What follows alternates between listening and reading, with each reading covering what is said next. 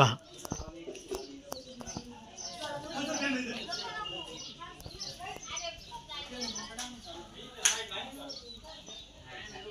हे जुन्या खिडक्या, त्यावेळेचं रहस्यमय वातावरण आजही त्या आठवणीत जर गेलं तर अतिशय छान असं वाटतं.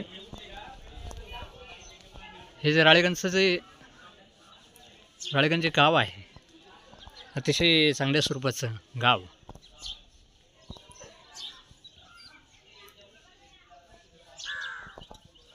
पाहू शकताय आपण ती घरं, ती दगडामातीची विटांची घरं जाऊन आज या ठिकाणी काँक्रिटीकरणाची घरं देखील झालेली आहेत.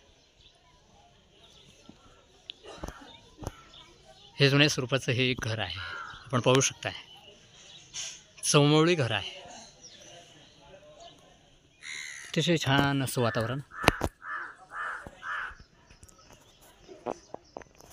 पहा ही समोर याची दिसते ही शाळा.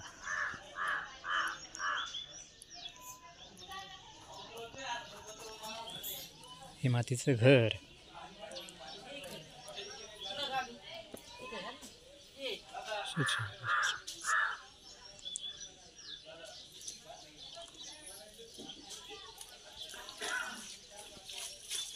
ही आमची मावशी आजी.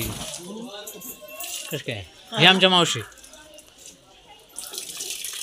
काय सांगशील मावशी, त्यावेळेस मी यायचो इथे, कसं काय असायचं वातावरण, कसं काय असायचं? हां चांगलं असायचं ना.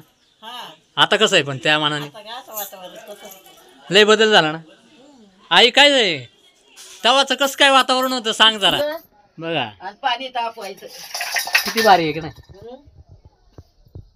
हे जुनच आहे ना आई, पण आहे का नाही. तेव्हा होतं ना आम्ही यायचो तेव्हा,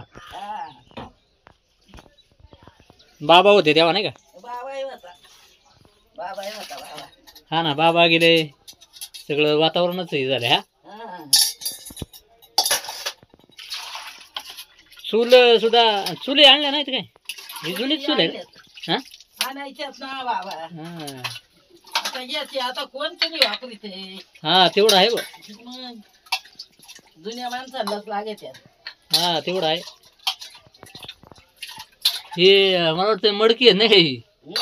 अरे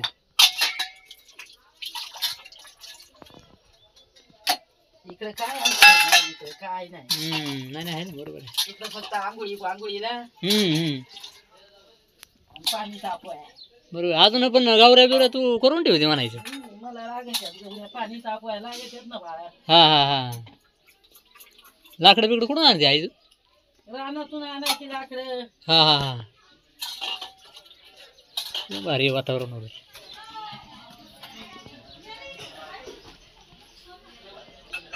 स्वरूपाचं आपलं घर नाही आहे ना, आहे मी आहे. हा नाही जेवायला नको, अजिबात नको जेवायला. माणूस की खातर जेवली की मगाशी आता. अरे हे प्रेमळ माणसं काळाच्या ओघामध्ये लुप्त पावत आहेत. असा ब्लॉग कसा वाटला हा आवर्जून आपण सांगा. यापुढील भागातही आपण नवीन गावात भेटूयात अशाच ब्लॉगमध्ये. आपण होतो राळेगण गावात. धन्यवाद.